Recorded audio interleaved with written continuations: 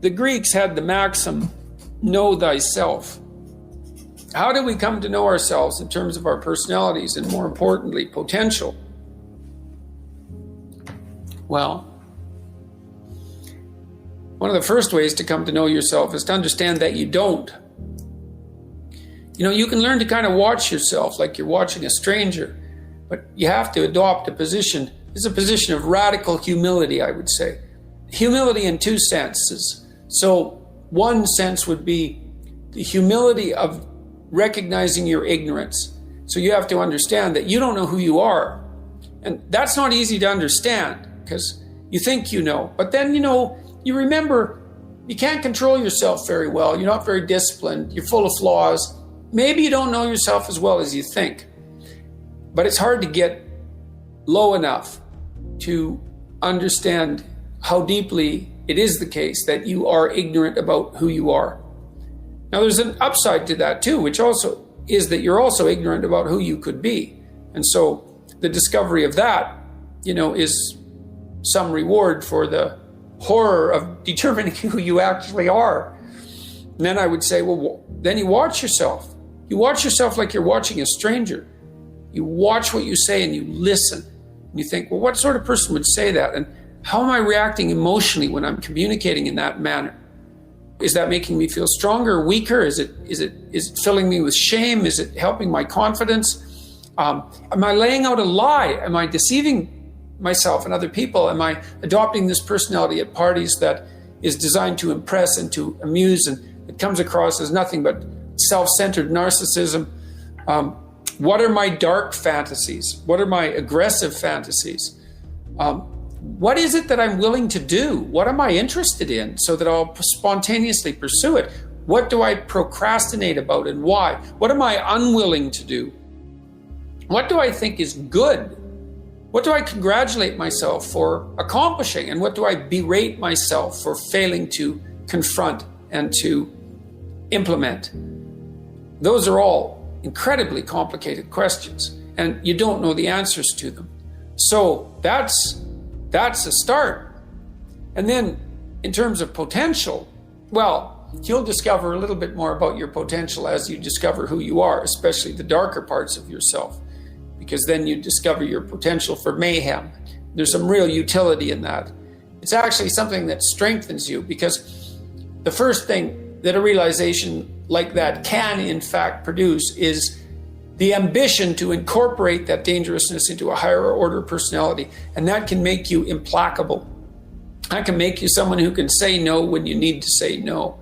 That can make you someone who won't avoid necessary conflict. And so that's unbelievably useful. And so that's one of the potentials that you might discover. The other thing you do to discover your potential is you challenge yourself. It's like Rule 4 in my book, 12 Rules for Life, is compare yourself to who you were yesterday and not to who someone else is today. And that's kind of a good way to start this. It's like, well, take a bit of a look at yourself and think about what's not so good that you could improve, that you should improve by your own standards, and that you would improve, and set yourself a little goal. Maybe you're not studying at all and you're at university. Or maybe you're at work and you've got this stack of paper there, and you haven't looked at that damn stack for like a month, and you know that you should be. And you're bothering yourself at night because you're avoiding that. You think, well, I've avoided that stack of paper completely for 1 month. I'm quite a coward when it comes to whatever snakes might be hidden in that stack of paper. How about tomorrow I just put that stack of paper in front of me on my desk and I glance through it for 15 seconds. See if I can do that. It's like, well, you set yourself a goal of improvement. It's a humble goal, because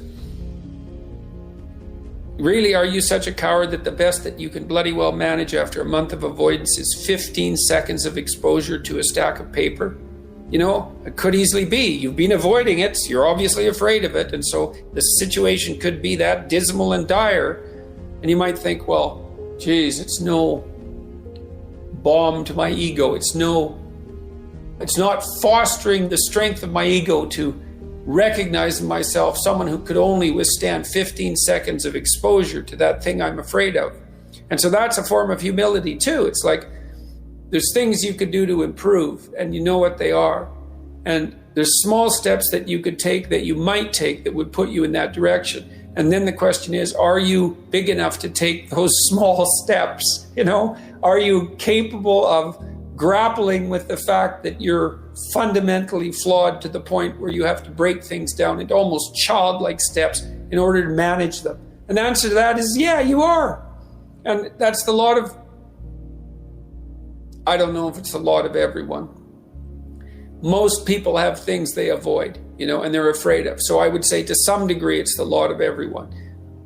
People vary in the degree to which they've conquered that. And you do meet people from time to time who are extraordinarily disciplined. But most of the time they've got disciplined in exactly this manner.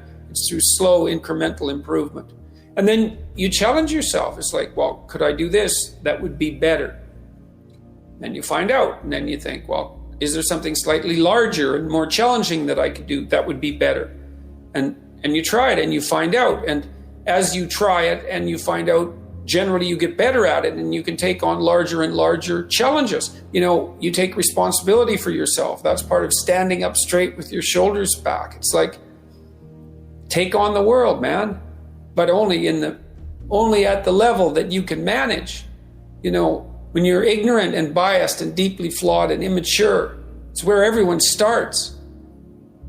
You don't want to bite off more than you can chew, but it doesn't mean that you can't wrestle with part of reality. You know, some part that's small enough so that you have a good shot at victory.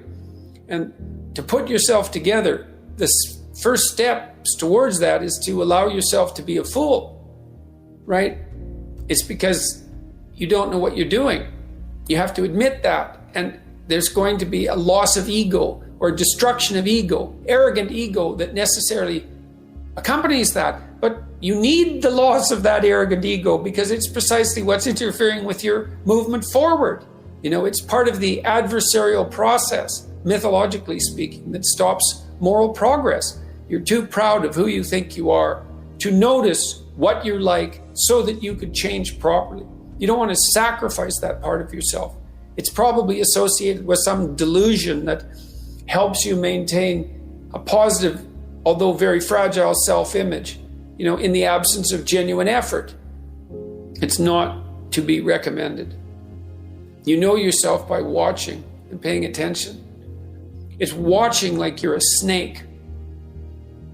A snake watches like cold-bloodedly, with no emotional reaction, just to see what's there. It doesn't allow, symbolically speaking, doesn't allow what is wanted or desired to interfere with what is observed. So you watch yourself like that, as if you don't know who you are. Well, that's the beginning.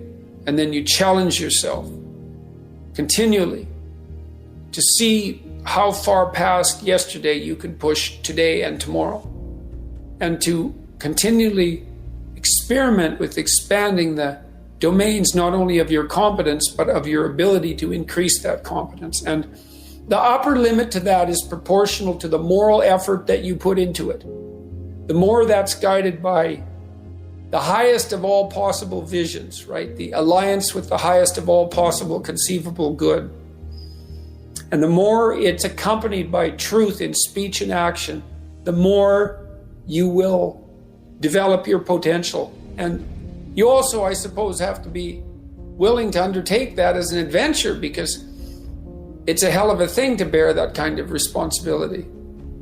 It takes a person out of the ordinary. It takes them out of themselves.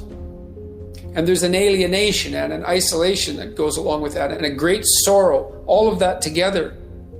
But there's deep meaning to be had in it, and there isn't anything better that you can do. So that's the answer to that question.